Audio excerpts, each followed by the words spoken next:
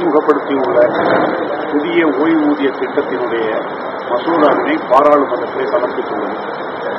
அந்த புதிய ஓய்வூதிய திட்டம் என்பது மத்திய மாநில அரசு பணியாளர்கள் சுமார் 1.5 கோடி பேர்களுக்கு பெரிய அளவில் பாதிப்புகளை ஏற்படுத்தக்கூடியதாக அமைந்துள்ளது. அந்த மசோதாவை மத்திய அரசாங்கம் உடனடியாக திரும்ப பெற வேண்டும்.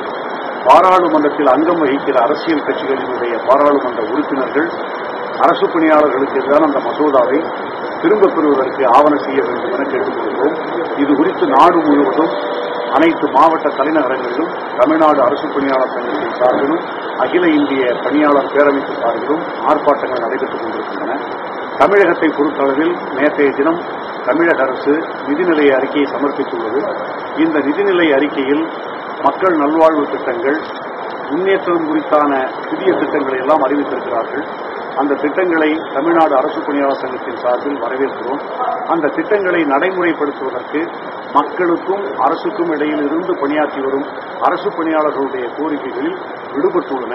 இவ்விஷயத்தில் மாண்புமிகு தமிழக முதல்வர் அவர்கள் தலையிட்டு அரசு துறைகளில் காலியாக உள்ள பணியிடங்களை நிரப்புவதற்கும் ஊதிய குழுவில் உள்ள முரண்பாடுகளை போக்குவதற்கும் நிரந்தர ஊதிய விகிதம் பெறாத பிரிவினர்களுடைய பிரச்சினைகளுக்கு தீர்வு காண்பதற்கும் இந்த சட்டமன்ற கூட்டத்தொடரிலே ஆவண செய்ய வேண்டும் என தமிழ்நாடு அரசு பணியாளர் சங்கத்தின் சார்பில் கேட்டுக்கொள்கிறோம்.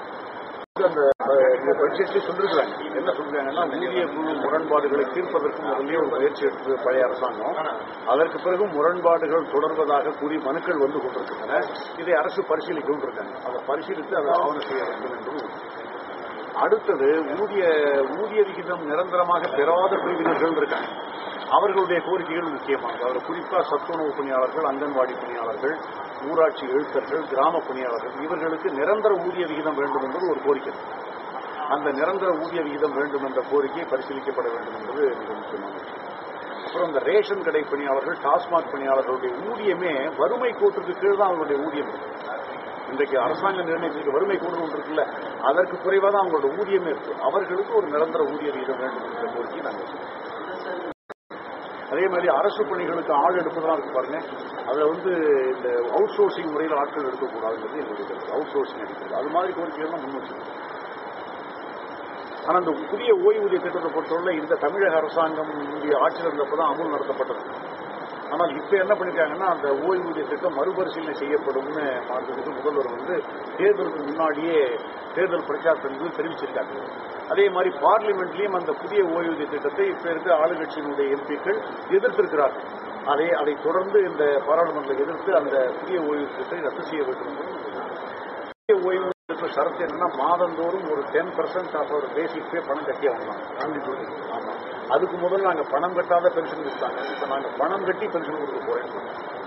நாங்க கட்டின பணத்தை திருப்பி கொடுத்துருவோம். ஆனா இவர்கள் ஒரு தொகையை போடுவதா சொல்றாங்க. அந்த தொகையை அவங்க பங்கு மார்க்கெட்ல முதலீடு பண்ணி அதிலிருந்து வரக்கூடிய லாபத்தின் அடிப்படையில் ஓய்வூதியம் தரப்படும். பங்கு மார்க்கெட் ஏற்ற இறக்கங்களை கொண்டது. ஒரு ஆட்சி மாறினாலே பங்கு மார்க்கெட் சரியுது. ஒரு புதிய திட்டம் அறிவிச்சாலே பங்கு மார்க்கெட் சரியுது. நிதி பட்ஜெட் போட போறனாலே பங்கு மார்க்கெட் சரியுது. இப்ப இந்த பங்கு மார்க்கெட்ல மூலதனம் செய்து அதிலிருந்து வரக்கூடிய லாபத்தின் அடிப்படையில் ஓய்வூதியம் என்பது எந்த நாட்டிலும் வெற்றிகரமாக அமையவில்லை. அமெரிக்காவில் அந்த திட்டம் ஸ்கீம் தோற்று போச்சு. ஜெனரலா எங்களை பொறுத்தவரை இந்த விலைவாசிங்கிறது ஒரு மேஜர் இஷ்யூவா பார்க்கறது. ஏன்னா 100 ரூபாய்க்கு ஊதிய உயர்வு வந்தா 200 ரூபாய்க்கு விலை ஏறும். 200 ரூபாய்க்கு ஊதியம் அதிகப்படுத்தினாக்கா 500 ரூபாய்க்கு விலை ஏறிக்கிட்டே இருக்கு. அப்ப விலைவாசியை கட்டுப்படுத்தக்கூடிய ஒரு செயல் மத்திய அரசாங்கம் பின்பற்றும். 30 ரூபாய் மதிப்புள்ள ஒரு பெட்ரோலை 65 ரூபாய்க்கு வித்துருக்கு. பாக்கி 35 ரூபாய் என்னன்னு கேட்டா வரிங்கிறாங்க. ஒரு பொருளினுடைய மதிப்பு 30 ரூபா, வரி 35 ரூபான்னா இது எந்த நாட்டிலும் இல்லாத கொடுமை. அப்ப அந்த விலைவாசி உயர்வுக்கு காரணம் மத்திய அரசாங்கத்தினுடைய கொள்கையே அப்படிங்கிறது